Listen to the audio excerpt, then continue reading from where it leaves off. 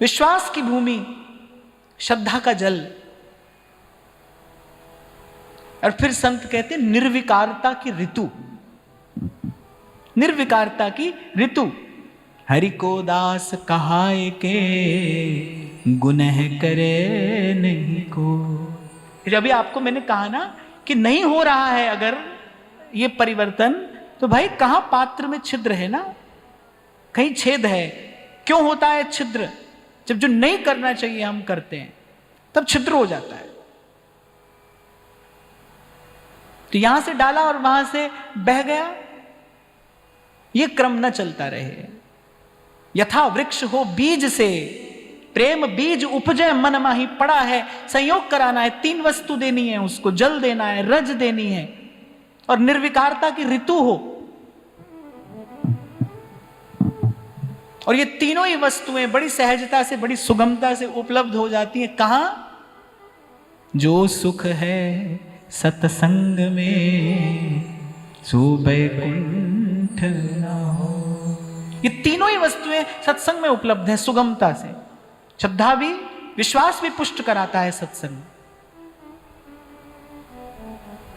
और उर अंतर में वो निर्विकारता की ऋतु भी बनी रहती है सत्संग की कृपा से। मैंने तो उस दिन भी आपको कहा था भाई, जीवन में जो भी शुभ मंगल पवित्र है, जो भी सही निर्णय जीवन में लिए जा रहे हैं या लिए जाएंगे, सब सत्संग की कृपा है। ये जो विवेक है ये सत्संग का प्रसाद है। तो का जानू के ही घड़ी साहेब ताके मोर, साहेब ताके मोर मेहर की नजर निहारे। यहां तक आ गए हैं, पड़े हैं इनके द्वार पर, और पड़ा रहे वही द्वार धनी का धक्का खावे। कभी तन बिगड़ेगा, कभी मन बिगड़ेगा, कभी साधन कम अधिक हो जाएगा। इसी को धक्का समझ लेना, यही धक्का है और कुछ नहीं। कभी कभी तन थोड़ा अस्वस्थ हो जाएगा, कभी मन भी हो सकता है, कभी साधन कम अधिक हो जाएगा, पर पड़ा रहे वही द्वार धनी का धक्का खावे। यहां कुछ भी नहीं मिला तो भी सब कुछ पा लिया भाई। यहां कुछ भी नहीं मिला तो भी सब कुछ पा लिया, बाहर सब कुछ पाकर भी कुछ नहीं मिला। जिन लोगों ने जीवन गंवाया अपना संसार के विषय भोग में, अंत में निराश होकर यही तो कहा, पश्चाताप के अतिरिक्त कुछ हाथ नहीं आया।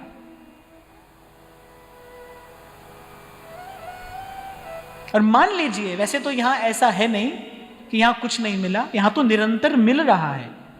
मिला क्या? यहां तो निरंतर मिल रहा है। जो बना रहेगा सत्संग में वो तो अनुभव करेगा कि भाई निरंतर मिल रहा है, मिल ही रहा है। बूंद बूंद में विमल प्रेम रस बरसे अंबर से। बूंद बूंद में विमल प्रेम रस बरसे अंबर से।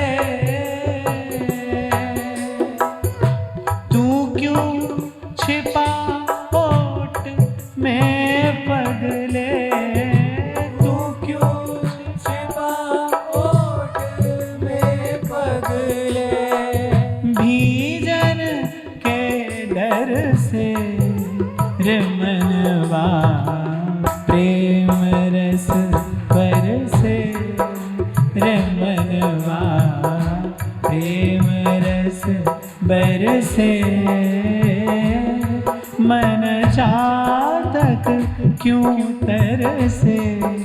रमनवा प्रेम रस बरसे। रमनवा प्रेम रस बरसे। मन चातक क्यों तरसे।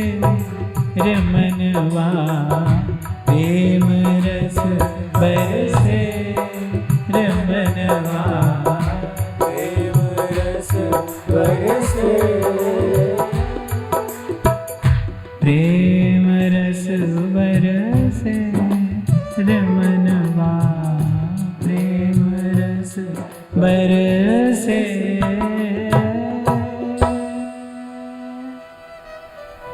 और कोई अतिशयोक्ति नहीं है भाई, इसमें कोई हम तुम कारण नहीं है, पर मैं देख रहा हूं श्री जी ऐसी कृपा बनाए रखें। वो तो बरसाने वाली हैं, बरसा रही हैं। यहां श्री लाडली लाल जी ने, और मैं कहूंगा कि महाराज जी के पुण्य संकल्प ने निश्चित रूप से एक ऐसा वातावरण तैयार कर दिया है। ये जो सत्संग का वातावरण है, ये उपलब्धि है, ये नहीं मिलता है भाई। दुनिया भर में घूमे हम भी, यहां वहां जहां तहां एक से एक श्रेष्ठ से श्रेष्ठ सुविधा व्यवस्था सब देखा, सब देखा।